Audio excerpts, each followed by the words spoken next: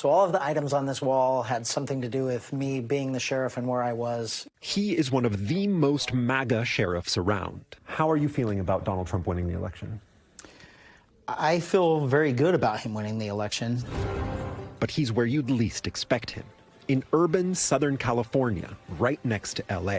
The overwhelming support that we have from our community is like no other. Overseeing one of the biggest and most well-funded sheriff's departments in the nation, Welcome. Riverside County Sheriff Chad Bianco is at odds with his very blue state. This overwhelmingly Democrat agenda with a governor that leads it, it is complete anti-public safety. It is 100% pro-criminal.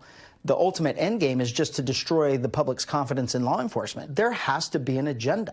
They're doing this on purpose. There's a lot of red, white, and blue out there. I love it. In the incoming Trump administration's inevitable war with California, Bianco will be one of the president's greatest allies. And the political winds are blowing in his direction. While Riverside County voted for the Democrat in each of the last 3 presidential elections, last year it flipped to Trump, along with 9 other California counties. The whole public safety thing, the whole homeless, the theft, and the crime and the border stuff, combined with the economy, I think people were they were done. Sheriff Bianco was first elected in 2018.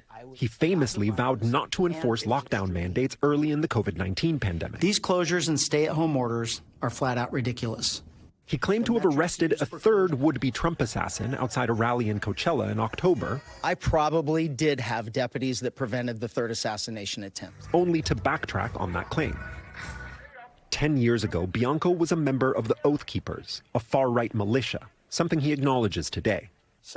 And he endorses the so-called sovereign sheriffs, another far-right movement that pits sheriffs against federal and state officials. Democrats in Sacramento, as you see it, are consciously and deliberately undermining public safety. Completely. For what purpose?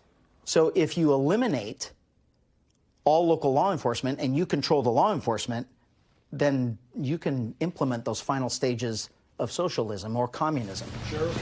Facing the prospect of Sheriff Bianco under a reinvigorated Trump, civil rights advocates in Riverside are nervous. I think just this overall sense that law enforcement should be able to act with impunity, right? That's one of the lead messages of MAGA world.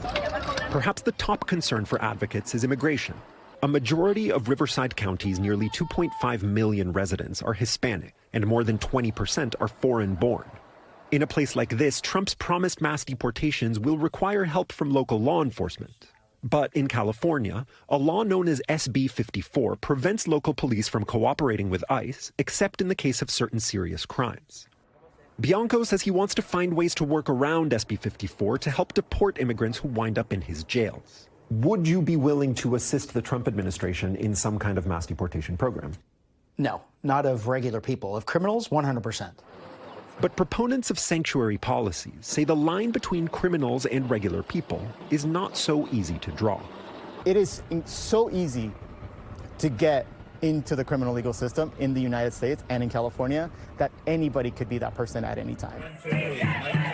As advocates push for stronger state-level protections for undocumented immigrants, come January 20th, Bianco will be pushing to get them out. You can't convince me that I shouldn't cooperate with ICE to get them deported.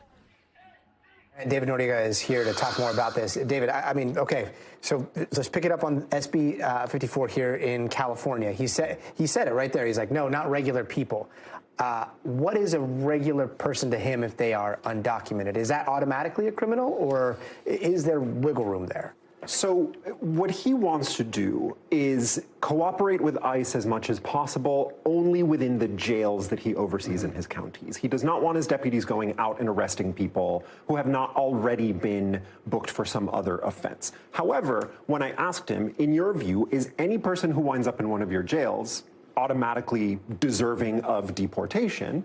He said, Yes, like unquestionably. I sort of posited that, you have to be convicted of a crime usually. Just winding up in jail is not in the American legal system considered enough to sort of deem you guilty. He said it doesn't matter. Anybody who winds up in one of his jails is by definition guilty enough in his view to deserve deportation. That's where advocates are unhappy. And in fact, the years-long fight over sanctuary policies has largely been focused around jails and people who wind up in the custody of law enforcement for anything from, minor traffic violations, a bench warrant, to more significant crimes. And SB 54, the sanctuary state law, tries to have carve-outs for people who have committed serious crimes, right? So what advocates say is that is precisely why we want to sever that connection between the jails and ICE, except in the most serious cases, except in cases of violent and other such crimes, because we don't want what we would consider regular people who, by some stroke of bad luck, wind up in jail to then wind up being on the pipeline to deportation. So that is where the front of this war is between those two sides. David Noriega, fascinating story. Thank you so much for your reporting.